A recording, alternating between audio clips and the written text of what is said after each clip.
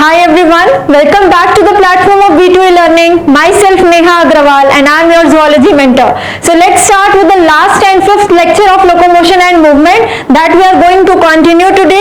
जिसमें हमने जो पार्ट बचा हुआ है that is joints and the disorders of locomotion and movement वो आज कंप्लीट करने वाले हैं, ठीक है? So let's start with the joints बच्चों. स्केलेटन तो सीख लिया है, अब joints देखते हैं. भाई हड्डियां सीख ली हैं तो हड्डियों के बीच में जोड़ होगा, उस जोड़ को सीखेंगे, ठीक है? तो joints के अपन तीन टाइप्स करने वाले हैं. There are three types of joints. हमारी बॉडी में जो बोन्स के बीच में जॉइंट्स हैं उनको हमने तीन पार्ट्स में डिवाइड कर दिया है. The first one is called as fibrous joint. पहले जॉइंट को कहते हैं फाइब्रस जॉइंट. दूसरे जॉइंट का नाम है बेटा कार्टिलेजिनस जॉइंट, जिसके बारे में बीच बीच में हमने थोड़ी बात करके सीखा भी है, ठीक है? The second type of joint is cartilaginous joint. और तीसरी टाइप का जॉइंट होता है हमारे स्केलेटन में synovial joint. Synovial joint, this is very important. Joint के टाइप्स पे क्वेश्चंस पूछते हैं जो अभी मैं आपको पीवाईक्यू के फॉर्म में बताऊंगी भी, ठीक है? So the first one is fibrous, second is cartilaginous and the third is synovial. तीन तरह के टाइप कर लिए. अब देखो बेटा, इसी का थोड़ा फैंसी फैंसी नाम रख देंगे, थोड़ा सा फैंसी फैंसी.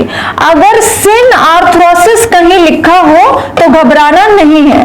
सिन आर्थ्रोसिस फाइब्रस जॉइंट को ही कहते हैं. इसी तरह बेटा कार्टिलेजिनस जॉइंट को एम्फी आर्थ्रोसिस कहते हैं. एम्फी आर्थ्रोसिस, ठीक है?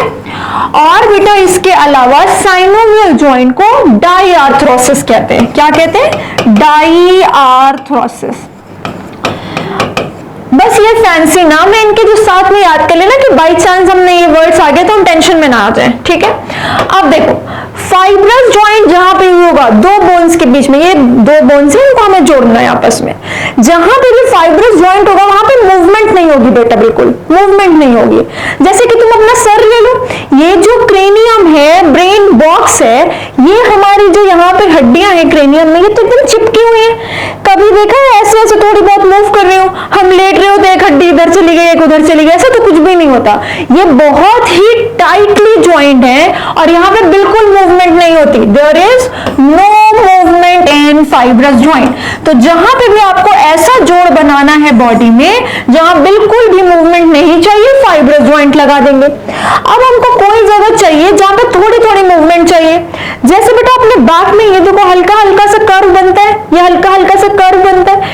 ये जो थोड़ा सा मूवमेंट हो रहा है ये कार्टिलेज लगने की वजह से होता है, क्योंकि आपको पता है कार्टिलेज सॉलिड तो है पर थोड़ा थोड़ा सा फ्लेक्सिबल है, उसके अंदर इलास्टिक फाइबर्स भरे हुए हैं जिसकी वजह से थोड़ी फ्लेक्सिबिलिटी आती है. So cartilaginous joint gives slight movement. कैसी मूवमेंट देता है? थोड़ी सी मूवमेंट देता है, ये स्लाइट मूवमेंट. बट जहां पे बढ़िया फ्री मूवमेंट हो रही है, ये देखो हाथ में फ्री मूवमेंट हो रही है, ये देखो कितनी ज्यादा फ्री मूवमेंट हो रही है, ऐसे नहीं हल्का हल्का मूव कर रहा है, प्रॉपर फ्री मूवमेंट हो रही है ना, फ्री मूवमेंट हो रही है.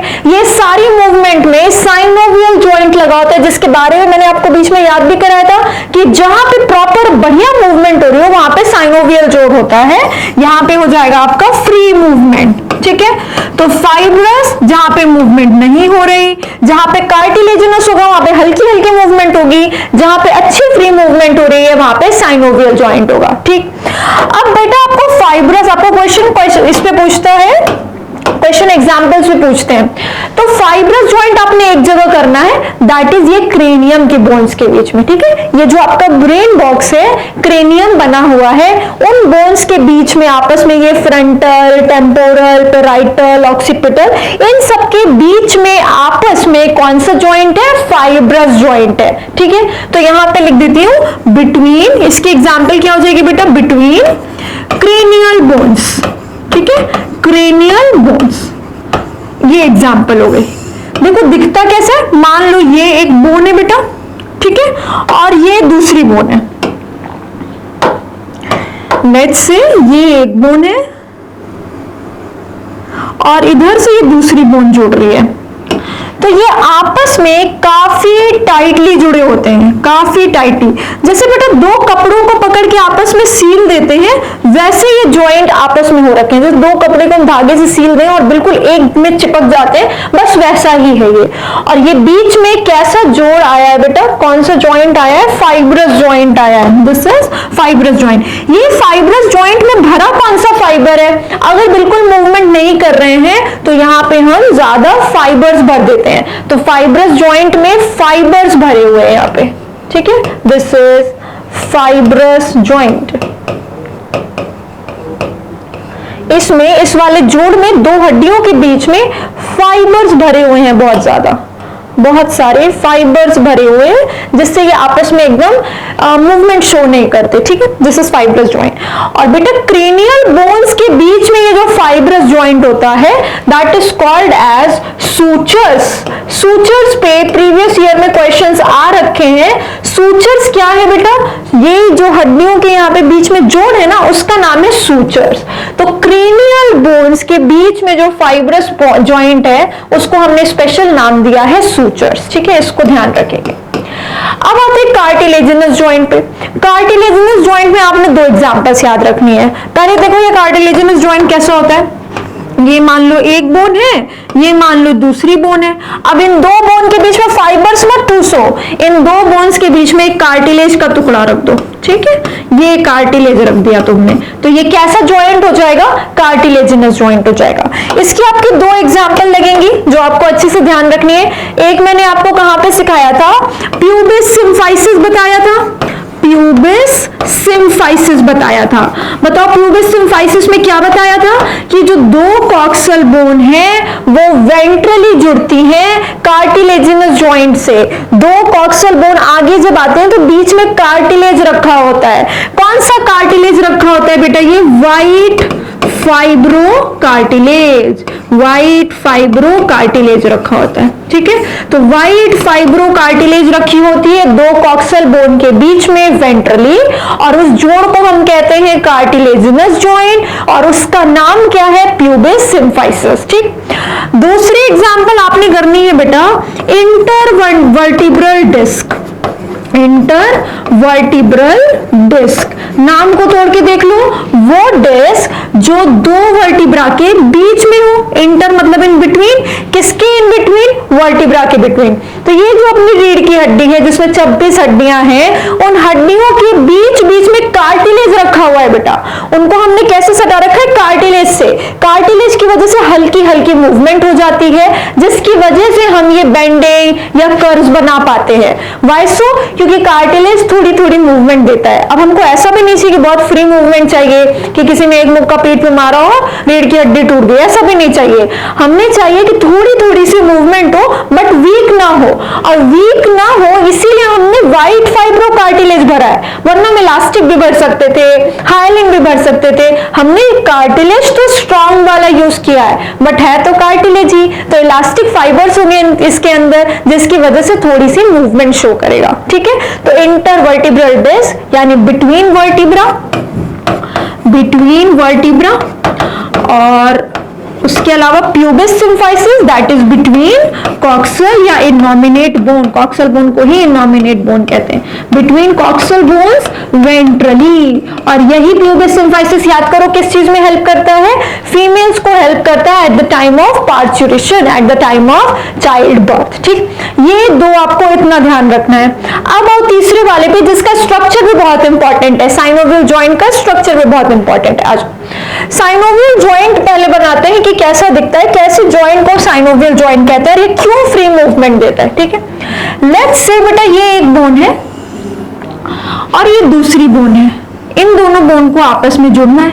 तो सबसे पहले तो याद करो, जो बेसिक याद किया हुआ है, सीखा हुआ है कि बोन और बोन को आपस में पकड़ता कौन है, लिगामेंट पकड़ता है। तो पहले तो यहाँ पे लिगामेंट लगा दो, ये लो, बोन को बोन से पकड़ दिया हमने लिगामेंट के थ्रू। ये क्या है, लिगामेंट, लिगामेंट, क्योंकि आपको पता है ना BLB याद किया था हमने, बोन को बोन से कौन कनेक्ट करता है, लिगामेंट कनेक्ट करता है, ठीक है, और बोन को मसल से टेंडन कनेक्ट करता है। तो ये हमने लिगामेंट लगा दिया। बेटा इस लिगामेंट के अंदर एक मेम्ब्रेन चल रही है, एक मेम्ब्रेन चल रही है, this is called as synovial membrane, इसका नाम है साइनोवियल मेम्ब्रेन। ठीक, ये साइनोवियल मेम्ब्रेन क्या करती है, अंदर कुछ फ्लूइड निकालती है, ये अंदर कुछ फ्लूइड निकालती है, this is called as synovial fluid, synovial fluid. Easy peasy. आपने क्या किया, लिगामेंट पहले जोड़ दिया, उसके अंदर एक साइनोवियल मेम्ब्रेन लगाई, जिसके अंदर जो खाली जगह है उसको साइनोवियल कैविटी कह दो, और उसमें जो फ्लूइड इस साइनोवियल मेम्ब्रेन ने सिक्रीट किया है, ये फ्लूइड इस साइनोवियल मेम्ब्रेन ने सिक्रीट किया है, उस फ्लूइड को आपने क्या कह दिया, साइनोवियल फ्लूइड कह दिया।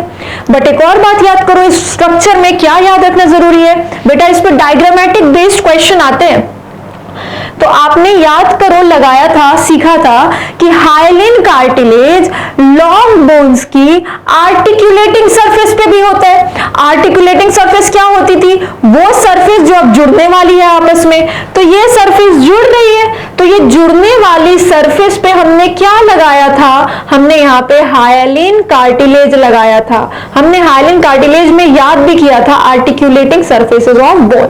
तो ये बोन्स बेटा आपस में रगड़ न खाए मूवमेंट के टाइम पे, इसलिए हमने यहाँ पे कार्टिलेज रखा है। और कौन सा कार्टिलेज रखा है बेटा, ये कौन सा कार्टिलेज है, हाइलिन कार्टिलेज है, जो वीकेस्ट कार्टिलेज होता है ना वो वाला हाइलिन कार्टिलेज। ठीक है, तो ये तो सबसे पहले आप डायग्राम बहुत ज्यादा अच्छे से ध्यान रखोगे, it is very very important. ठीक है, सीधे लेबलिंग के क्वेश्चंस आते हैं इस पे, तो ये हमने बना लिया डायग्राम। अब तुम देख लो बीच में फ्लूइड है, इसीलिए इतनी फ्री मूवमेंट हो रही है, ये इतनी मूवमेंट हो रही है, इतनी मूवमेंट हो रही है। अब इस साइनोवियल जॉइंट के भी कई सारे टाइप्स होते हैं, जैसे मूवमेंट तो अलग अलग तरह की ना, यहाँ पे देखो इतनी ज्यादा मूवमेंट हो रही है, यहाँ पे ऐसी मूवमेंट हो रही है, आप यस नो भी कर रहे हो, ये सब किसकी वजह से आ रही होगी इतनी फ्री मूवमेंट, साइनोवियल की वजह से आ रही होगी, जहां पे साइनोवियल जॉइंट होगा। तो साइनोवियल जॉइंट के टाइप्स करेंगे बेटा। सबसे पहला एक टाइप करो बेटा, एक करो, सबसे पहला आपको एक बार में 2-3 सिखाने की कोशिश करती हूँ। एक तो आपने बॉल एंड सॉकेट जॉइंट पढ़ा हुआ है, ठीक है, बॉल एंड सॉकेट जॉइंट, इसके तो 2 एग्जांपल आपको याद भी है पिछले लेक्चर से।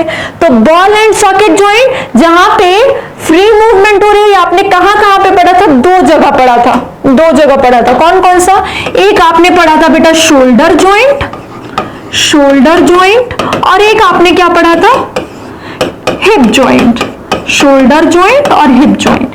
तो शोल्डर जॉइंट जहां पे इतनी फ्री मूवमेंट हो रही है, सिमिलरली पैरों की जो इतनी फ्री मूवमेंट हो रही है, फ्री हो रही है मतलब साइनोवियल है। साइनोवियल में भी कैसे बेटा, ऐसा लग रहा है कोई सॉकेट बना है जिसमें एक बॉल का हेड गया हुआ है और फ्री मूवमेंट हो रही है। तो ठीक ऐसे ही शोल्डर में भी हो रहा है, ठीक ऐसे ही पैरों में भी हो रहा है। तो शोल्डर जॉइंट और हिप जॉइंट साइनोवियल टाइप में बॉल एंड सॉकेट टाइप के जॉइंट है, पहला टाइप।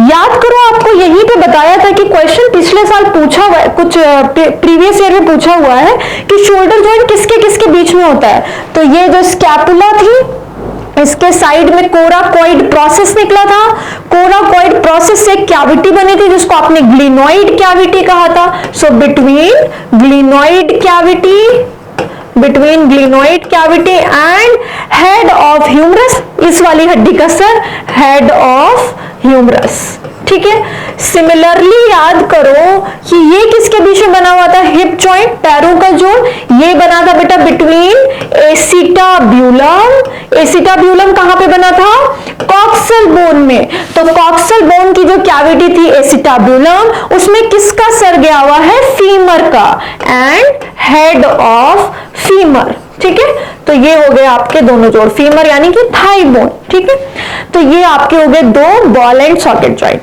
दूसरा भी बहुत इजी है जिसके एग्जांपल्स आपको ऑलरेडी याद है, कौन सा, hinge joint. Hinge joint, hinge joint में क्या क्या याद किया था हमने कि जहां पे ऐसे लगे कि दरवाजा जैसे एक साइड खुलता है वैसे एक साइड मूवमेंट हो रही है, ऐसे लग रहा है हिंज लगा हुआ है। ये देखो हिंज जॉइंट, एक साइड खुल रहा है, पीछे तो नहीं जा सकता ये वाला पार्ट, अब ऐसे हिंज जॉइंट है। ऐसे ही नीज पे भी जॉइंट है, हिंज जॉइंट है। उंगलियों के बीच में भी देखो बेटा, आपको पता है यहाँ पे फिंगर्स के बीच में फैलेंजेस है, यहाँ पे मत आना, पाम पे मत आना, फिंगर्स पे आओ। फिंगर्स के बीच में आपको पता है फैलेंजेस है, और उसमें तो आप इतनी ही मूवमेंट कर कर पाते हो, है ना, इतनी मूवमेंट कर पाते हो, ये पीछे तो नहीं घूमते। ये देखो, ये जो फैलेंजेस के बीच में जोड़ है वो भी कैसा है, हिंज जॉइंट है। तो क्या क्या एग्जांपल लिखोगे यहाँ पे, 3 इंपॉर्टेंट एग्जांपल लिखोगे। एक तो बेटा एल्बो जॉइंट, जो कि मैंने आपको लास्ट लेक्चर में बताया था कौन सी 3 हड्डियों के बीच में है। दूसरा हो जाएगा बेटा नी जॉइंट, जो कि मैंने आपको बताया था कि गलती से भी मत कहना कि पैटेला है, नी क्या आता है, इसलिए 3 हड्डियों के बीच में ना, 2 हड्डियों के बीच में तो ऊपर से लगी है पैटेला, और 3 हड्डियां क्यों नहीं की थी, क्योंकि एक तो नीचे को टच कर रही थी। जल्दी से माइंड में चला लो क्या क्या आंसर है, आप कर चुके हो, ठीक है।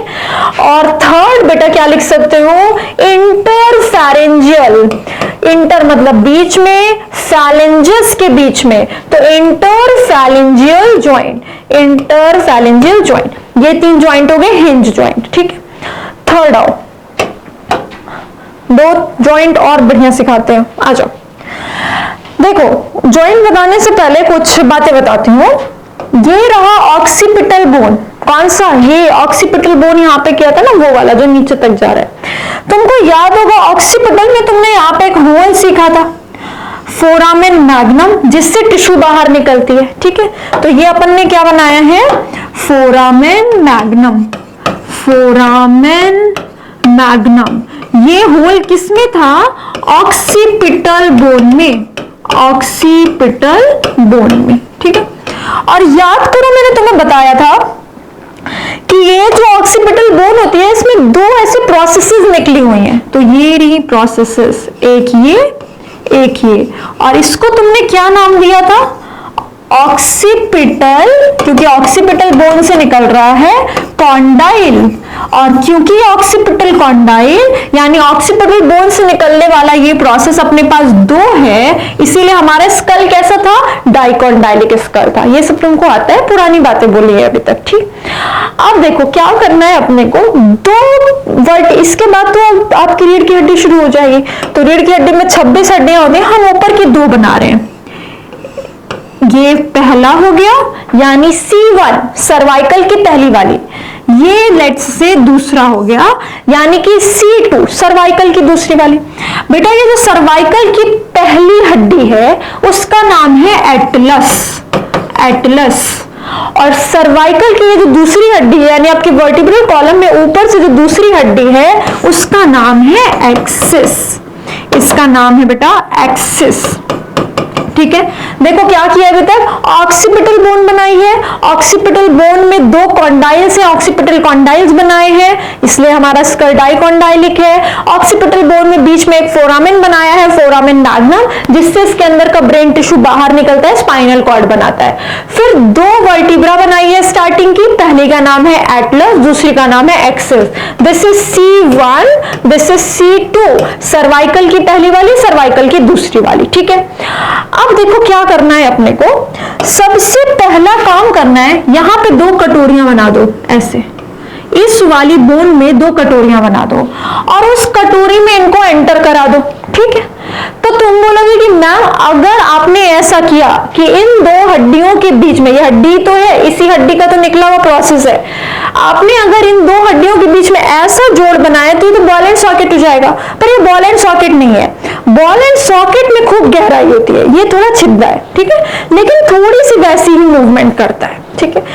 इस वाले जोड़ को कहते हैं बेटा, इस जॉइंट को कहते हैं कॉन्डिलॉइड जॉइंट, कॉन्डिलॉइड जॉइंट। नाम भी याद करना मुश्किल नहीं है ज्यादा, ऑक्सीपिटल कॉन्डाइल जिसमें जा रहे हैं उसको कॉन्डिलॉइड जॉइंट कहते हैं। किस में जाएंगे बेचारे, पहली वाली जो वर्टिब्रा होगी उसमें चले जाएंगे। तो कैसे जाएंगे उसमें, आपने इससे थोड़ा सा सीधा करके कटोरी टाइप का बना रखा है जिसमें वो एंटर कर जाते हैं। इसी को कहते हैं बेटा ellipsoid joint, this is also called as ellipsoid joint, ठीक है। चलो हो गई ये वाली बात, यानी यहां पे और यहां पे कौन सा जॉइंट बन रहा है, कॉन्डिलॉइड जॉइंट। तो अगर आपको क्वेश्चन आए कि कॉन्डिलॉइड जॉइंट किसके किसके बीच में है तो आप क्या बोलोगे, बिटवीन ऑक्सीपिटल कॉन्डाइल, अगर ये ऑप्शन ना हो तो ऑक्सीपिटल बोन और दूसरा एटलस यानी कि फर्स्ट वर्टिब्रा। कोई भी ऑप्शन आ सकते हैं आपको, between occipital and Atlas, between occipital and first vertebra, between occipital and first cervical vertebra, between occipital condyle and first vertebra. जो भी ऑप्शन है करेक्ट है, जो बेस्ट ऑप्शन होगी वो आप चूज करोगे उसमें से। तो ये कॉन्डिलॉइड जॉइंट की एग्जांपल क्या हो जाएगी, between occipital condyle of occipital bone, between occipital condyle and Atlas जो पहली वाली बोन है। ठीक है, ये हो गया, ये एक जॉइंट आपने सीख लिया और दो तो सीख चुके थे। ये क्या हो गया, तीसरा जॉइंट कॉन्डिलॉइड या एलिप्सॉइड जॉइंट यहां पे होता है। एक और जॉइंट सीखो यहीं पे। देखो बेटा, ये जो एक्सिस है, इस एक्सिस में एक प्रोसेस लगी हुई है, इस एक्सिस में भी एक प्रोसेस लगी हुई है। ठीक है, प्रोसेस बाहर निकल रही है। इस प्रोसेस का नाम है ओडोंटोइड प्रोसेस। ये जो एक्सिस से प्रोसेस निकल रही है, पहला तो यही क्वेश्चन हो गया कि ये प्रोसेस किस में है, तो ये एक्सिस पे है। अगर लो मैं एक्सिस का कलर ही चेंज कर दूं ऐसे, ठीक है, तो इस पे से निकल रही है ये। तो ये सेकेंड वर्टिब्रा से यानी कि सेकेंड सर्वाइकल वर्टिब्रा से जो प्रोसेस निकल रहा है, this is called as odontoid process. Odontoid process, acromion process आपने किया है, कोराकोइड प्रोसेस किया है, ये कौन सा प्रोसेस है, ओडोंटोइड प्रोसेस। ओडोंटोइड प्रोसेस की जगह इसको ओडोंटोइड पेग भी कहते हैं। ठीक है, ओडोंटोइड पेग, ये इंपॉर्टेंट हो गया।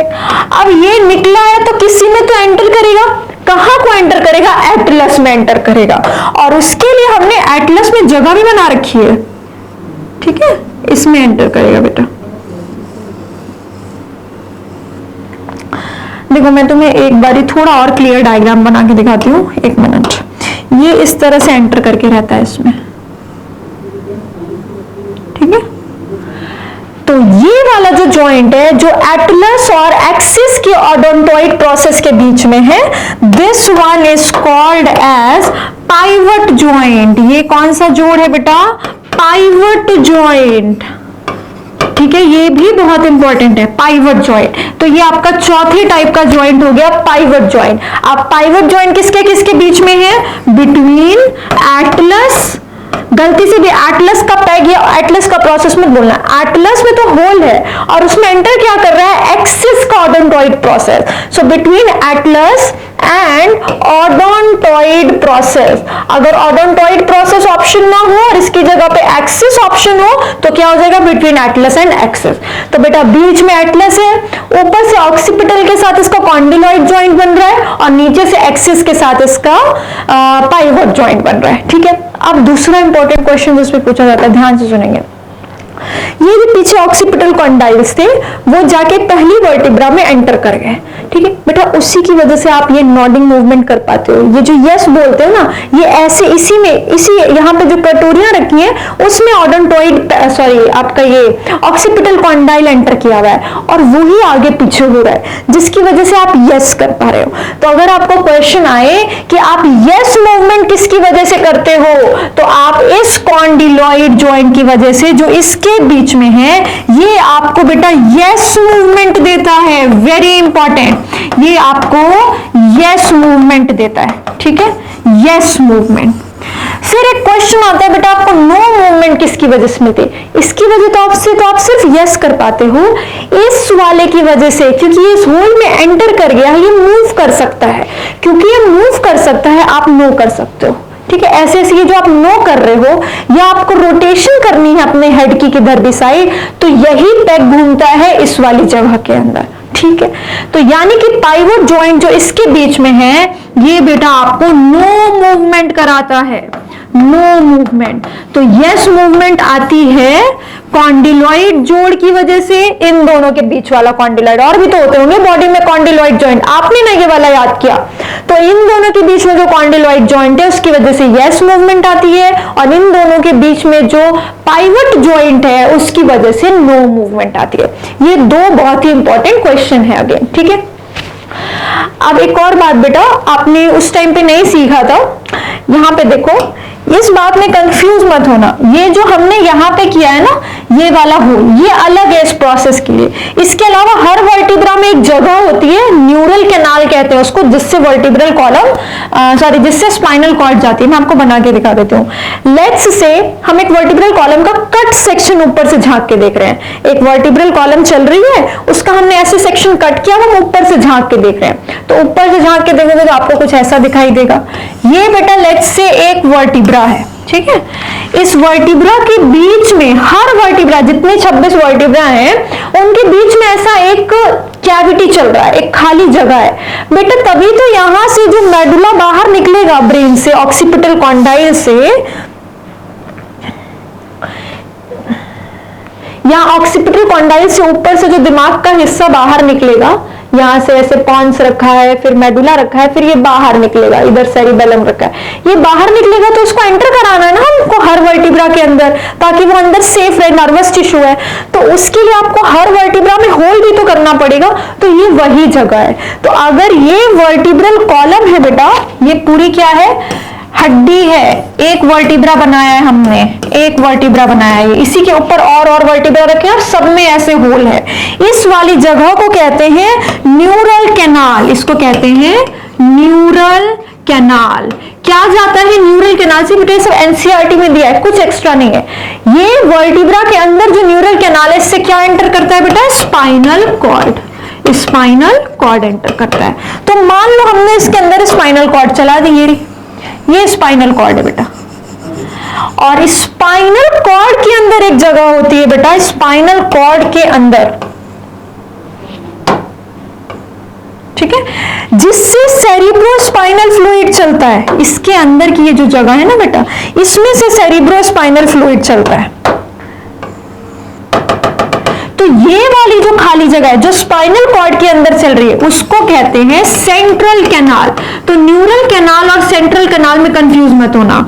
न्यूरल कैनाल, एक मिनट मैं आपको भी फिर से बता रही हूं सारा, CSF सेरिब्रोस्पाइनल फ्लूइड। देखो वर्टिब्रा है, वर्टिब्रा के अंदर जो जगह है वो न्यूरल कैनाल है, जिससे स्पाइनल कॉर्ड चल रही है, और स्पाइनल कॉर्ड के अंदर जो गली चल रही है उसका नाम है सेंट्रल कैनाल, जिससे सेरिब्रोस्पाइनल फ्लूइड चल रहा है। तो ये बाहर का तो पूरा का पूरा वर्टिब्रा है, दिस इज पूरा का पूरा हड्डी वाला पार्ट, ठीक है, ये पूरी हड्डी है। हड्डी में बीच में एक जगह है, उस जगह को आप क्या कहते हो, न्यूरल कैनाल। न्यूरल कैनाल से क्या जाता है, स्पाइनल कॉर्ड। जैसे याद रखना, न्यूरल कैनाल है तो उससे कोई नर्वस टिश्यू जाएगा, यानी कि स्पाइनल कॉर्ड जाएगी, और स्पाइनल कॉर्ड के अंदर होती है सेंट्रल कैनाल, जिसके अंदर सेरिब्रोस्पाइनल फ्लूइड जाता है, ठीक है।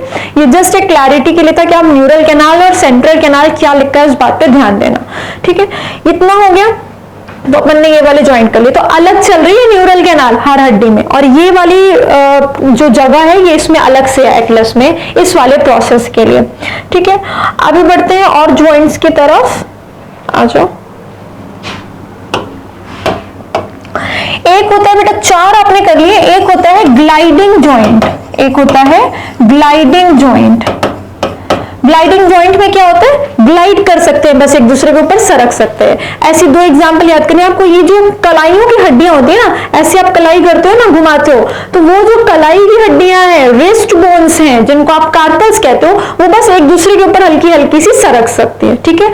सिमिलरली एंकल में जो टार्सल्स होते हैं वो भी। तो यहाँ पे क्या क्या एग्जाम्पल लिख सकते हो आप, इंटर कार्पल ज्वाइंट, कार्पल्स के बीच का ज्वाइंट, और इंटर टार्सल ज्वाइंट, टार्सल्स के बीच का ज्वाइंट। एक और इंपॉर्टेंट ज्वाइंट आपको पढ़ना है, that is saddle joint. Saddle joint ये भी इंपॉर्टेंट है बेटा। सैडल ज्वाइंट का सीधा पहले क्वेश्चन याद करो, ये किसमें होता है, थंब में होता है, हमारे थंब में होता है। कोई और उंगली ऐसी है कि जैसे घूम के जाए सारी उंगलियों को टच कर लेने, ये बढ़िया जो जाती है ऐसे टच कर लेती है। ये भी सब कुछ इवोल्यूशन में जब इवॉल्व हुए हम, धीरे धीरे हमको सामानों को, ऑब्जेक्ट्स को होल्ड करने की जरूरत पड़ने लग गई, तब ये ऐसा मूवमेंट, ऐसा ज्वाइंट इवॉल्व हुआ था धीरे धीरे। तो ये किसके किसके बीच में होता है, ये लेट्स से रेडियस है, रेडियस है, हाथ में रेडियस आपको पता है लंबी होती है, वो नीचे तक आ जाती है, अल्ना नहीं आ पाती है। यहाँ पे रखे हैं बेटा आपके कार्पल्स, है ना, 8 कार्पल्स होते हैं, वो रखे हैं। कार्पल्स के बाद क्या होता है बेटा, मेटाकार्पल्स। ये मान लो थंब का मेटाकार्पल है और इधर हो गए आपके फैलेंजेस, तो ये लेट से 2 उंगलियां है। तो बेटा ये जो सैडल जॉइंट होता है, ये जिसकी वजह से आप ये वाली मूवमेंट कर पा रहे हो, ये यहां पे नहीं है, ध्यान दो, यहां पे नहीं है, ये यहां पे, ठीक है। यानी कार्पल कलाई की हड्डी और पाम बोन मेटाकार्पल के बीच में, ना कि यहां पे। ये फैलेंजेस और मेटाकार्पल के बीच में नहीं, मेटाकार्पल और कार्पल के बीच में, यहां पे है ये वाला जॉइंट, ये यहां पे, इसकी वजह से आप ऐसे मूव कर पाते हो इसको, ठीक है। तो ये है बेटा saddle joint, this is saddle joint. तो थंब के, ये सैडल जॉइंट किसके किसके बीच में है, between carpals and metacarpals of thumb, metacarpals of thumb, ठीक है। अच्छा, तो आपको ये एग्जांपल ध्यान रखने, एक बार फिर से रिकैप कराती हूँ क्या क्या बोल दिया अभी तक जॉइंट के बारे में। ये देखो, पहले तो हमने किया कि पूरी बॉडी में 3 तरह के जॉइंट हो सकते हैं। फाइब्रस जहां पे होता है, मूवमेंट नहीं होती, इसकी हमने बॉडी में सिर्फ एक एग्जांपल याद की है, सूचर्स, यानी कि क्रेनियम के बीच का जोड़, क्रेनियम के बोन्स के बीच का जोड़। कार्टिलेज वहां पे होता है जहां पे थोड़ी थोड़ी मूवमेंट हो सकती है, इसकी हमने 2 एग्जांपल याद किए, प्यूबिस सिम्फाइसिस और दूसरी क्या याद की है, intervertebral disc.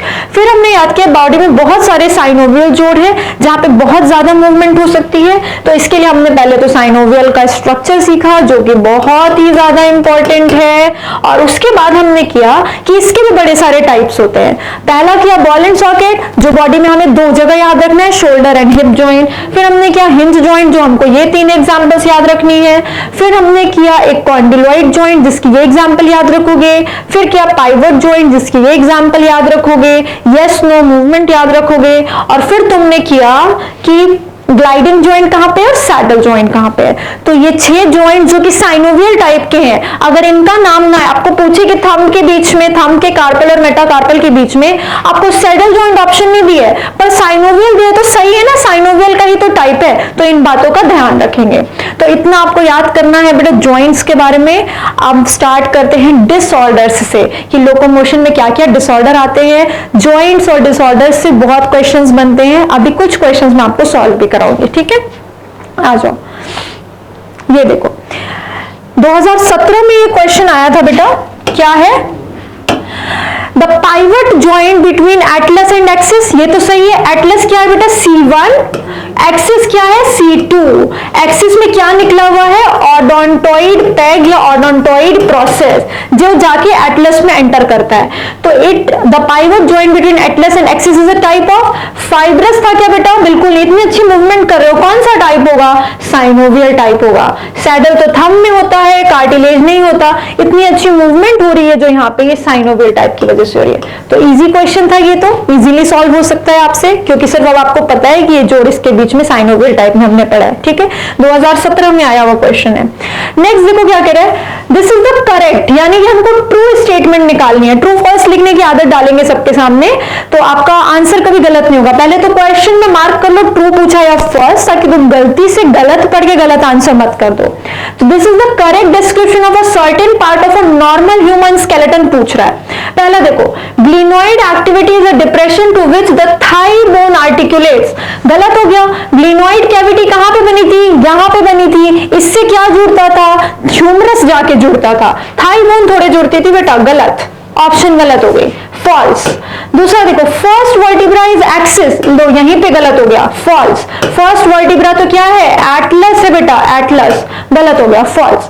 The 9th and 10th pairs of ribs are called floating ribs, बिल्कुल गलत। 9th और 10th को थोड़ी कहते हैं, 11th और 12th को कहते हैं फ्लोटिंग रिब्स, जो लास्ट में 2 थी, 12 पेयर्स थी, लास्ट की 2 को हमने कहा था। ये ऑप्शन भी क्या हो गया बेटा, फॉल्स। लास्ट ऑप्शन देखो, पैराइटल बोन, यानी कि यहाँ पे जो पैराइटल बोन है, एंड द टेम्पोरल बोन, यहाँ पे जो टेम्पोरल बोन है, of the skull are joined by fibrous joint, बिल्कुल सही है। क्या कहते हैं इसको, सूचर्स कहते हैं। तो यहाँ पे आपने किया था, क्रेनियल बोन्स के बीच में जो जोड़ है वो कौन सा है, फाइब्रस टाइप का है, बिल्कुल करेक्ट ऑप्शन है। This is the true statement, so option number D is correct, ठीक है। 2010 में आया हुआ क्वेश्चन है।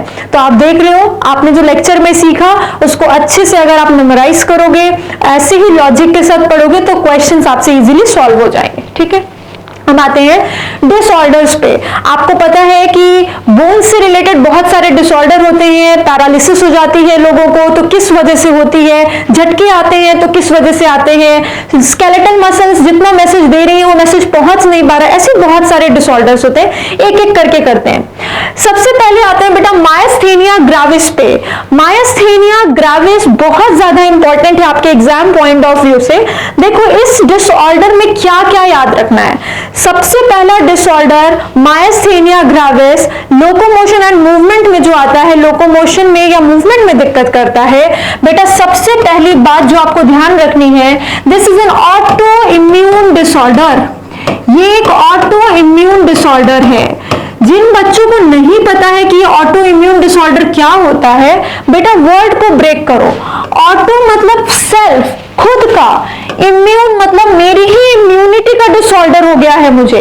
मतलब मेरी इम्यूनिटी का काम था कि बाहर से कोई एंटीजन आए, उड़ता परिंदा आए, कोई भी फॉरेन मटेरियल आए तो उससे मुझे बचाया जाए। गलती से मेरी इम्यूनिटी ने मेरी ही सेल खराब कर दी कोई, ठीक है, मेरी इम्यूनिटी ने मुझे ही धोखा दे दिया। तो अब जो डिसऑर्डर होगा उसको मैं क्या बोलूंगी, ऑटो इम्यून डिसऑर्डर बोलूंगी। तो ये एक ऑटो इम्यून डिसऑर्डर है। होता क्या है बेटा ऑटो इम्यून डिसऑर्डर में, मायस्थेनिया ग्रेविस में मेरी इम्यूनिटी ने मुझे धोखा कैसे दिया, मेरी इम्यूनिटी ने एंटीबॉडी बनाए, ठीक है, एंटीबॉडी बनाए। एंटीबॉडी किस लिए बनता है, बाहर से कोई बैक्टीरिया पैथोजन कोई आ जाए उसके लिए बनता है। मेरी बॉडी ने गलती से एंटीबॉडी बना दिए जो जाके किसको अफेक्ट करेगा। देखो आपने न्यूरोमस्कुलर जंक्शन पढ़ा था, है ना, देखो मैं आपको अलग पेज पे इसका डायग्राम दिखा देती हूँ। आपने न्यूरोमस्कुलर जंक्शन पढ़ा था बेटा, इससे आपने किया था, ये मोटर न्यूरॉन आती है, मोटर न्यूरॉन, ये जो एक्सॉन होता है, एक्सॉन एंडिंग, साइनेप्टिक नॉब, इसके अंदर साइनेप्टिक वेसिकल है, साइनेप्टिक वेसिकल में न्यूरोट्रांसमीटर भरे हुए हैं, और ये आके कहां पे खुलता था, ये आके खुलता था आपके सार्कोलेमा पे यानी स्केलेटल मसल पे खुलता था। तो ये हो गई बेटी आपकी स्केलेटल मसल है, ये स्केलेटल मसल है।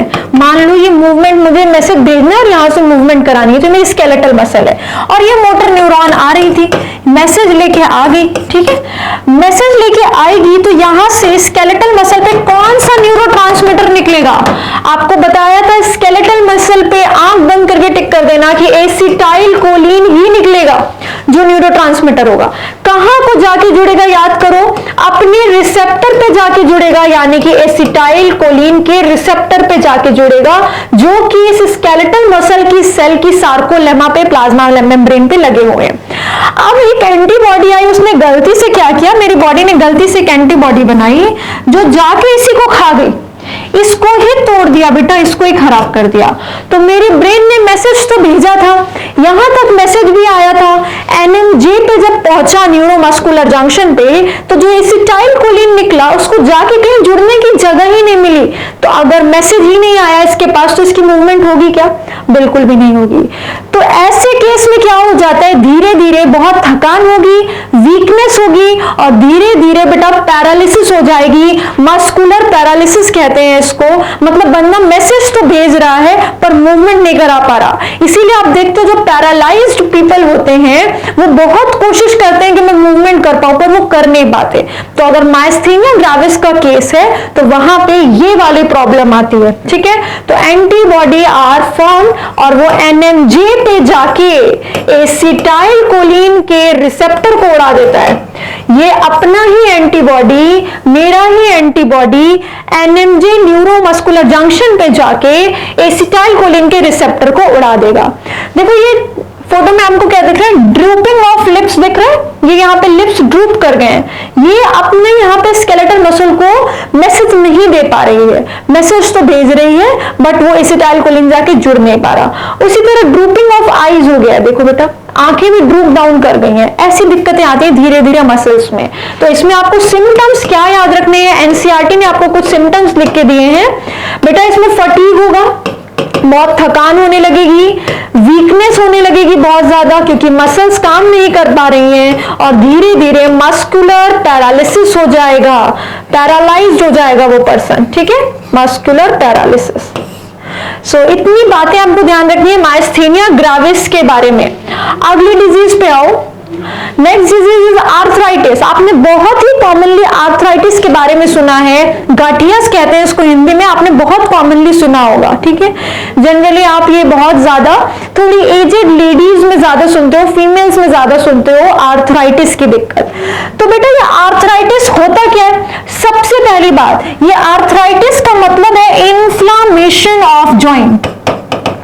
इन्फ्लामेशन ऑफ जॉइंट मतलब किसी जोड़ पे सूजन हो गई है। इसका तो सिर्फ इतना ही सीधा सा मतलब है जो एनसीईआरटी ने भी आपको लिख के दिया है, किसी जोड़ पे सूजन हो जाना। अब इसके रीजन अलग अलग होते हैं, जिसके हिसाब से हमने आर्थराइटिस को 3 टाइप्स में डिवाइड किया है। देखो, जिसको एनसीईआरटी ने अलग अलग डिजीज बना के लिखा है वो समझना। एक होती है बेटा गाउट, जो एनसीईआरटी ने अलग डिजीज के फॉर्म में लिखा है, ठीक है। एक होता है बेटा ऑस्टियोआर्थराइटिस, एक होता है ऑस्टियोआर्थराइटिस, ऑस्टियो मतलब बोन, आर्थराइटिस मतलब इन्फ्लामेशन, और एक होता है बेटा रियूमेटॉइड आर्थराइटिस, रियूमेटॉइड आर्थराइटिस, ठीक है। देखो तीनों में क्या डिफरेंस है, तीनों में ही जोड़ों में सूजन होगी, पर जोड़ों में सूजन होने का रीजन अलग अलग है।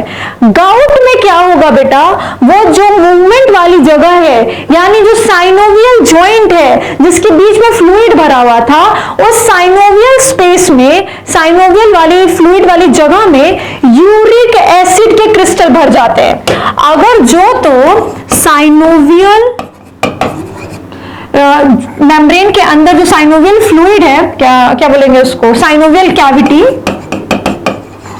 साइनोवियल कैविटी में अगर बेटा यूरिक एसिड के क्रिस्टल्स भर जाएं, यूरिक एसिड के क्रिस्टल्स बन जाएं, तो उस टाइम पे सूजन हो जाएगी। अब बिल्कुल बेटा कितनी इरिटेशन होगी, अगर दो जोड़ के बीच में जो फ्लूइड है उसमें कोई क्रिस्टल भर जाए, कोई समान टुकड़े कंकड़ भर जाए, तो बिल्कुल इरिटेशन होगी और धीरे धीरे सूजन होने लगेगी उस एरिया में। तो अगर उस सूजन का रीजन यूरिक एसिड के क्रिस्टल जमा होना है साइनोवियल जॉइंट में, तो उसको आप गाउट कहोगे। इसमें आपको यही यूरिक एसिड वाली बात याद रखनी है। दूसरा रीजन पे आओ, ऑस्टियोआर्थराइटिस। बेटा ऑस्टियोआर्थराइटिस एक एज रिलेटेड डिसऑर्डर है, पहली बात, ठीक है, एज रिलेटेड डिसऑर्डर है।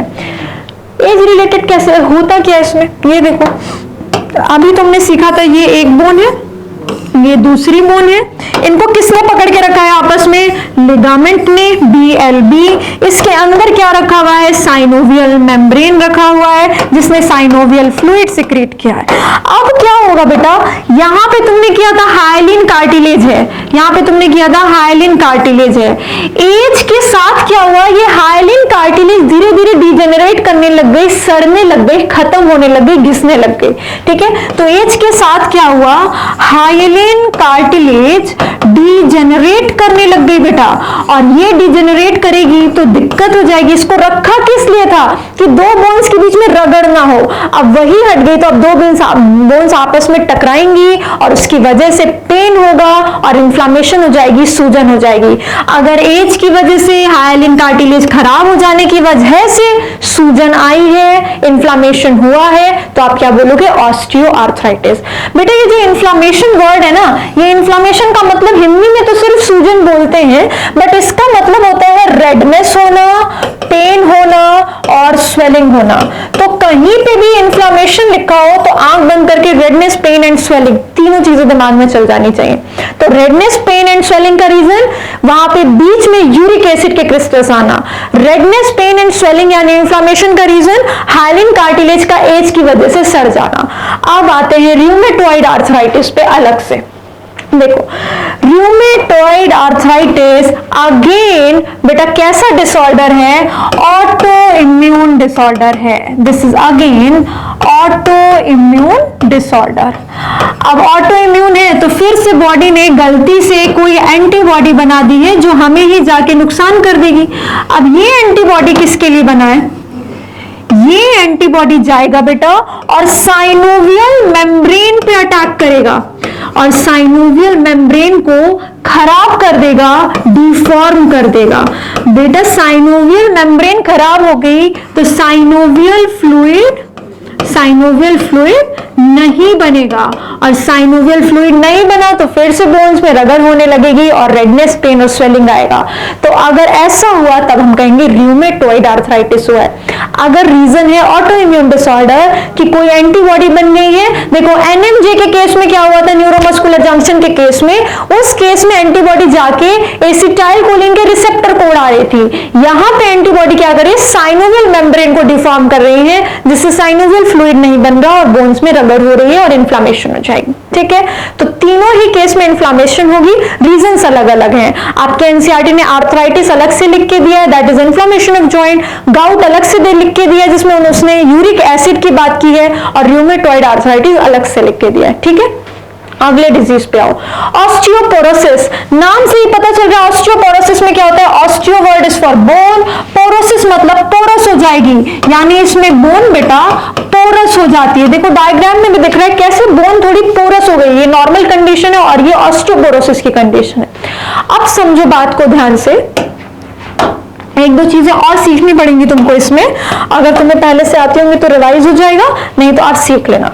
देखो बेटा जैसे ये बोन है, ठीक है, ये एक बोन है, बीच में तो बोन नैरो कैविटी चलती है, आपको पता ही है। ठीक है, और लेट्स से ये आपका ब्लड सर्कुलेशन चल रहा है, ठीक है, और तो हमने कैल्शियम खाया, जो खाया वो ब्लड में एब्जॉर्ब हो गया, कैल्शियम यहाँ पे आ गया। बेटा कैल्शियम जब यहाँ पे ज्यादा होगा ना तो इसको यहाँ ले जाके जमा कर देंगे, बोन में तो कैल्शियम होता ही है, और कैल्शियम की कमी होती है तो डॉक्टर कहते भी है कैल्शियम खाइए ज्यादा, उसकी वजह से क्या होगा, यहाँ से पकड़ के बोन में डाल दिया जाएगा कैल्शियम, और जब बेटा यहाँ कम होगा तो यहीं से चुरा भी लिया जाएगा, जब यहाँ पे कम होगा तो यहीं से चुरा भी लिया जाएगा, यही बीच बीच में तो होता है सारा कुछ, कैल्शियम मैग्नीशियम का सॉल्ट, आपने बोन का स्ट्रक्चर किया है। ठीक है, अब बेटा हमने ना ऐसे थोड़ी चला जाएगा आ जाएगा, कोई हार्मोन लगाना पड़ेगा। तो ब्लड से बोन में जो हार्मोन कैल्शियम लेके जाता है वो होता है कैल्सीटोनिन। कैल्सीटोनिन, कैल्सीटोनिन क्या करता है, कैल्शियम को ब्लड से चुरा के बोन में डालता है, और अगर ब्लड में कम हो जाए तो पैराथॉर्मोन आता है बेटा, पैराथॉर्मोन, और पैराथॉर्मोन क्या करता है, बोन से चुरा के ब्लड में डाल देता है। ठीक है, तो ब्लड में ज्यादा हुआ तो कैल्सीटोनिन, ब्लड में कम हुआ तो पैराथॉर्मोन। ठीक है, और ब्लड से कम किया कैल्शियम इस हार्मोन ने तो उसको आप कहोगे हाइपोग्लाइसेमिक, हाइपोकैल्सेमिक। हाइपो मतलब होता है कम, क्या कम किया, कैल्शियम। किसके कंटेक्स्ट में हाइपो हाइपर बोलेंगे बेटा, ब्लड के कॉन्टेक्स्ट में, ये हाइपो हाइपर वर्ड हम ब्लड के कॉन्टेक्स्ट में यूज करते हैं। तो ब्लड में से कैल्शियम कम किया, हाइपोकैल्सेमिक, ब्लड में कैल्शियम बढ़ाया, हाइपरकैल्सेमिक, हाइपर मतलब ज्यादा, तो पैराथॉर्मोन क्या है, हाइपरकैल्सेमिक, कैल्सीटोनिन क्या है, हाइपोकैल्सेमिक। बेटा इसी के जैसा और भी हार्मोन होता है, ये लेट्स से इधर भी ब्लड वेसल बना लो कि ये तुम्हारा ब्लड सर्कुलेशन है। अब मेल की बॉडी में टेस्टोस्टेरोन और फीमेल की बॉडी में एस्ट्रोजन, ठीक है, ये घूम रहे हैं ब्लड के अंदर और ये भी सेम काम कर रहे हैं, यहां से यहां कैल्शियम को पहुंचा रहे हैं ब्लड में से बोन के अंदर। ठीक है, तो किस दोनों में ये काम हो रहा है, मेल में टेस्टोस्टेरोन कर रहा है और फीमेल में एस्ट्रोजन कर रहा है। तो पहले तो एस्ट्रोजन या टेस्टोस्टेरोन किसके जैसा काम कर रहे हैं, किस वाले हार्मोन के जैसा, टेस्टोस्टेरोन या एस्ट्रोजन कैल्सीटोनिन के जैसा हार्मोन का काम कर रहे हैं, कैल्सीटोनिन हार्मोन के जैसा काम कर रहे हैं, और ये किसके एंटागोनिस्टिक है, एंटागोनिस्टिक मतलब अपोजिट, पैराथॉर्मोन के अपोजिट है, ये दोनों आपस में अपोजिट है, एंटागोनिस्टिक है, ये दोनों सेम काम कर रहे हैं, ये दोनों सेम काम कर रहे हैं, और ये दोनों अपोजिट काम कर रहे हैं। सिंपल, ये आपको सब दिख रहा है यहाँ पे। ठीक है, अब क्या हुआ बेटा, ये ऑस्टियोपोरोसिस लिखो एज रिलेटेड डिसऑर्डर है, ये भी एज रिलेटेड डिसऑर्डर है। एज के साथ ऐसा क्या होता है, ये देखो, आ जाओ। ऑस्टियोपोरोसिस में क्या होगा बेटा, एज होने पे मेल में तो कोई दिक्कत नहीं आएगी, मेल में टेस्टोस्टेरोन तो बना ही रहता है, उनका स्पर्मेटोजेनेसिस चलता रहता है, लेकिन फीमेल में क्या होता है बेटा, 45 to 50 की एज के बाद मेनोपॉज हो जाता है, और मेनोपॉज के बाद मेंस्ट्रुअल साइकिल रुक जाती है, यानी कि मेनोपॉजल वुमेन में जिनकी एज ज्यादा हो गई है, 45-50 क्रॉस कर गई है, उनमें एस्ट्रोजन अब नहीं होता। ठीक है। एस्ट्रोजन नहीं होगा बेटा तो ये वाला काम तो नहीं हो पाएगा।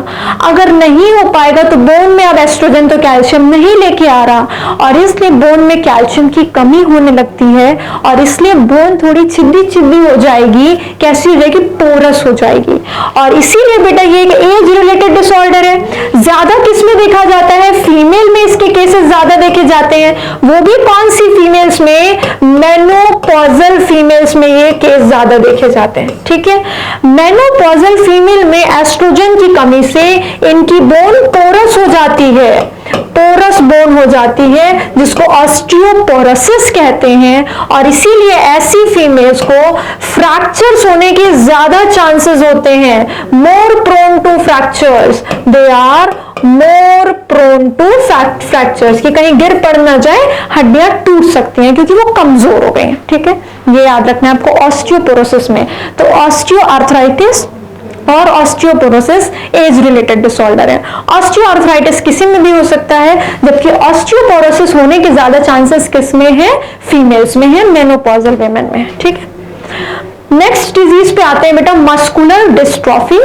मस्कुलर डिस्ट्रॉफी में देखो मसल्स ही कम पड़ने लग जाते हैं। ये नॉर्मल बाइसेप्स है इतनी मोटी, ठीक है, और ये देखो मसल्स ही सड़ रही हैं, कम हो रही हैं, डिजेनरेट कर रही हैं। तो मस्कुलर डिस्ट्रॉफी में होता क्या है बेटा? आपके पास एक जीन है, ठीक है, जिससे एक प्रोटीन बनता है, जीन से प्रोटीन बनता है जिसका नाम है डिस्ट्रोफिन प्रोटीन। डिस्ट्रोफिन प्रोटीन, ये डिस्ट्रोफिन आपके मसल के अंदर एक और प्रोटीन है, जैसे आपने एक्टिन, मायोसिन, ट्रोपोनिन, ट्रोपोमायोसिन सब कुछ किया, वैसे डिस्ट्रोफिन प्रोटीन होता है। ये आपके मसल्स को स्ट्रेंथ देता है। ठीक है, अच्छा बेटा, ये जो जीन होता है ना, डिस्ट्रोफिन प्रोटीन का जो जीन है, ये आपके बॉडी का लॉन्गेस्ट जीन होता है, लॉन्गेस्ट जीन ऑफ बॉडी। हमारे पास जितने भी जीन्स हैं उसमें से सबसे बड़ा जीन यही है जो कि डिस्ट्रोफिन प्रोटीन बनाता है। ठीक है, हुआ क्या, ये जीन ही नहीं है, ये जीन नहीं है, इसलिए बेटा डिस्ट्रोफिन ही नहीं बना। डिस्ट्रोफिन नहीं बना तो मसल्स डिजेनरेट करने लग जाएंगी, सड़ने लग जाएंगी, खत्म होने लग जाएंगी, क्योंकि बहुत ज्यादा वीकनिंग हो जाएगी, स्ट्रेंथ देने वाला प्रोटीन ही नहीं है। और बेटा मुश्किल से मुश्किल बच्चा अगर 12 से 13 साल का है, पहले तो व्हील चेयर पे होगा और उसके बाद वो कंप्लीटली पैरालाइज्ड हो जाएगा। ठीक है, अब देखो क्योंकि जीन में दिक्कत है बेटा, तो ये कैसा डिसऑर्डर हो गया? यही तो क्वेश्चन आता है। ये हो गया बेटा genetic disorder. This is genetic disorder. ठीक है, ये ऑटो इम्यून नहीं है, दिस इज जेनेटिक। ये एज रिलेटेड नहीं है, जेनेटिक है। जो भी जेनेटिक डिजीजेस होते हैं बेटा, जीन्स में दिक्कत है, मतलब बर्थ से पहले ही जो जीन बन गया उसी में तो दिक्कत है, यानी बाय बर्थ ये डिजीज प्रेजेंट होती है। जो भी जेनेटिक डिसऑर्डर होते हैं वो बच्चे को जन्म के साथ ही होते हैं, क्योंकि इसके जीन्स तो पहले ही बन चुके हैं फ्यूजन के बाद, फर्टिलाइजेशन के टाइम पे। ठीक है, तो बाय बर्थ होता है जेनेटिक डिसऑर्डर। प्लस बेटा ये जो मस्कुलर डिस्ट्रॉफी है ये एक्स लिंक्ड डिसऑर्डर है और रिसेसिव डिसऑर्डर है। एक ये वाली बात भी याद कर लेंगे इन केस आपको क्वेश्चन में पूछी जाए। सो this is a genetic x linked recessive disorder. इतनी बातें आपको याद रखनी है मस्कुलर डिस्ट्रॉफी के बारे में। और फिर आ जाइए लास्ट बेटा टेटनी पे। टेटनी और टेटनस के बारे में थोड़ा बहुत तो मैंने आपको सिखाया था, एक बार फिर से देखो। टेटनी में क्या होता है बेटा? एक्स्ट्रा सेलुलर, बेटा इंट्रा नहीं, सेल के अंदर वाला नहीं, सेल के बाहर वाला कैल्शियम कम पड़ जाता है। ठीक है, एक्स्ट्रा सेलुलर कैल्शियम आयन की कमी हो जाती है। देखो दो जगह पे कैल्शियम आयन्स हैं। एक तो याद करो सार्कोलेमा के अंदर, यानी मसल फाइबर के अंदर था, सार्कोप्लाज्मिक रेटिकुलम में वो कैल्शियम था, वही तो जाके मायोसिन और एक्टिन का मिलाप करता था, वो टीपीसी को हटाया, फिर सारा मैकेनिज्म चला। तो वो तो मसल कॉन्ट्रैक्शन के लिए हो गया सार्कोप्लाज्मिक रेटिकुलम वाला। एक बेटा बाहर होता है सेल के, जो सेल के बाहर होता है वो अंदर जाके मोटर न्यूरॉन के अंदर जाके साइनेप्टिक वेसिकल को बाहर धक्का देता है। जो बाहर होता है सेल के, मसल सेल के बाहर होता है, वो मैसेज आने पे मोटर न्यूरॉन के अंदर जाके साइनेप्टिक वेसिकल को धक्का देता है बाहर की तरफ, ताकि न्यूरोट्रांसमीटर बाहर निकल जाए एनएमजे पे। तो एक्स्ट्रा सेलुलर कैल्शियम आयन की बात कर रहे हैं हम, ये कम पड़ गया बेटा। ये कम पड़ने से स्केलेटल मसल प्रॉपरली रिस्पॉन्ड नहीं कर पाती और इसकी वजह से स्पैजम्स आते हैं। स्पैजम्स मतलब झटके आते हैं, किसके? स्केलेटल मसल के। स्केलेटल मसल के स्पैजम्स होते हैं, झटके आते हैं। ध्यान रखना ये टेटनी टेटनस से अलग है।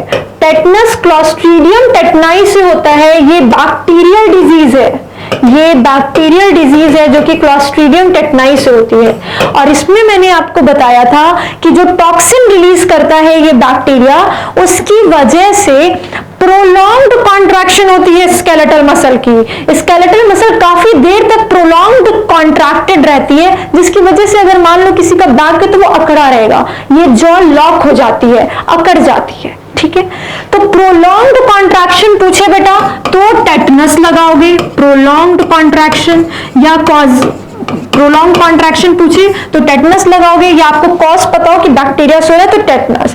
और स्पैजम वर्ड आया, स्केलेटल मसल में स्पैजम हो रहा है तो टेटनी लगाओगे, जो कि एक्स्ट्रा सेलुलर कैल्शियम आयन कम होने की वजह से होता है, एक्स्ट्रा सेलुलर कैल्शियम आयन कम होने की वजह से होता है। ठीक है, इन सारे टर्म्स पे अगर आप अच्छे से ध्यान दोगे तो आपके क्वेश्चंस गलत होने के चांसेस बिल्कुल जीरो हो जाएंगे बेटा। ठीक है, आपको वर्ड्स पे बहुत ध्यान देना है। ठीक है, तभी जाके, क्योंकि उन्होंने गलती क्या करानी है, इतना तो सब पढ़ के आ रहे हैं, वो गलती यहीं पे कराएंगे कि आपने एक्स्ट्रा इंट्रा ध्यान से नहीं पढ़ा होगा, स्पैजम प्रोलॉन्ग ध्यान से नहीं पढ़ा होगा, तो आप लोग को इन चीजों का ध्यान रखना है। आज के क्वेश्चन सॉल्व करके देखिए एक दो। 2013 का क्वेश्चन है, करेक्ट स्टेटमेंट बतानी है, मतलब ट्रू स्टेटमेंट निकालनी है कि लोकोमोशन से रिलेटेड क्या ट्रू है। Accumulation of uric acid crystal in joints causes their inflammation. बिल्कुल, यूरिक एसिड जमा हो जाएगा अगर जॉइंट में तो इन्फ्लामेशन हो जाती है, आर्थराइटिस हो जाता है, जिसको तुम गाउट कहते हो। तो अभी तक तो ये हमको ट्रू मिल गई है एक स्टेटमेंट, पर बाकी स्टेटमेंट्स पढ़ेंगे जरूर, देखें कोई ऐसा ना हो कि हमको प्रायोरिटी बेसिस पे चूज करना हो। Decreased level of progesterone causes osteoporosis. गलत हो गया ना बेटा, प्रोजेस्टेरॉन थोड़े एस्ट्रोजेन आएगा यहाँ पे, so this is false. Joint between adjacent vertebrae is a fibrous joint। Vertebra के बीच बीच में तो कार्टिलेजिनस जॉइंट किया था, फाइब्रस कहां से आ गया, कार्टिलेजिनस जॉइंट होगा, ये भी बेटा फॉल्स, हटाओ इसको। और लास्ट पे, वर्टिब्रल कॉलम है 10 थोरैसिक वर्टिब्रा। थोरैसिक कितने वर्टिब्रे किए थे, 12 किए थे, C7 T12 L5 S1 C1 किया था, तो ये भी गलत हो गया बेटा, 12 होगा, सो दिस इज फॉल्स। उड़ा दो बेटा इसको। तो क्या ऑप्शन हो गया, एक ही बची है तुम्हारे पास, accumulation of uric acid crystals in joints causes inflammation, बिल्कुल करेक्ट है, ट्रू स्टेटमेंट तुमको बतानी थी, मिल गया 4 नंबर। 2013 का क्वेश्चन है। अगले क्वेश्चन पे आओ, 2012 का क्वेश्चन, करेक्ट स्टेटमेंट बतानी है। Again you have to search for true statement regarding the specific disorder of muscular और स्केलेटल सिस्टम। गाउट के लिए लिखा है inflammation of joints due to extra deposition of calcium. Calcium पढ़ाया क्या मैंने, बिल्कुल भी नहीं पढ़ाया। यूरिक एसिड पढ़ाया है, यूरिक एसिड, तो ये स्टेटमेंट तो फॉल्स हो गई भाई, हटाओ इसको। मस्कुलर डिस्ट्रॉफी, डिस्ट्रोफिन वाला याद करो। एज रिलेटेड शॉर्टनिंग, लो यहीं पे गलत हो गया, डिस्ट्रोफिन प्रोटीन नहीं बनता क्योंकि उसका जीन नहीं होता, जेनेटिक डिसऑर्डर है, एज रिलेटेड थोड़े है बेटा, जेनेटिक है। लो यहीं पे गलत हो गया, फॉल्स स्टेटमेंट, हटाओ। तीसरे पे आओ, ये वाली स्टेटमेंट फॉल्स है, सेकंड वाली। तीसरे पे आओ, osteoporosis decrease in the bone mass. हाँ, बोन का मास कम हो जाता है क्योंकि एस्ट्रोजन नहीं होता वहां पे कैल्शियम जमा करने के लिए। And higher chances of fractures with ageing. कुछ गलत तो नहीं लिखा बेटा, बिल्कुल सही लिखा है। ऑस्टियोपोरोसिस में मास कम हो जाता है, पोर्स बन जाते हैं और फ्रैक्चर के चांसेस बढ़ जाते हैं फीमेल्स में। तो यहाँ पे तो अभी तक कुछ गलत नहीं लिखा है, सही चल रहा है। अगला देखो, myasthenia gravis an autoimmune disorder, सही है, which inhibits sliding of myosin filament. कब बोला मैंने कि मायोसिन फिलामेंट पे दिक्कत करता है, ये तो बेटा एनएमजे पे दिक्कत करता है, न्यूरोमस्कुलर जंक्शन पे एसिटाइलकोलिन के रिसेप्टर को उड़ा देता है, तो ये बात गलत हो गई बेटा, फॉल्स। तो अपने पास कौन सी ट्रू स्टेटमेंट बची है, सी, ऑस्टियोपोरोसिस के बारे में 2012 में आया हुआ क्वेश्चन है, हो गए आपके 4 नंबर। ठीक है, so this is all about the disorders of locomotion and movement, and with this we are completing the locomotion and movement chapter. I really hope आपको सब कुछ समझ में आया, लेक्चर्स क्लियर है, कोई दिक्कत हो तो आप मुझे कमेंट सेक्शन में बता सकते हैं, and we will continue with the next chapter as well. ठीक है, till then everyone take care, stay safe, see you very soon, bye bye.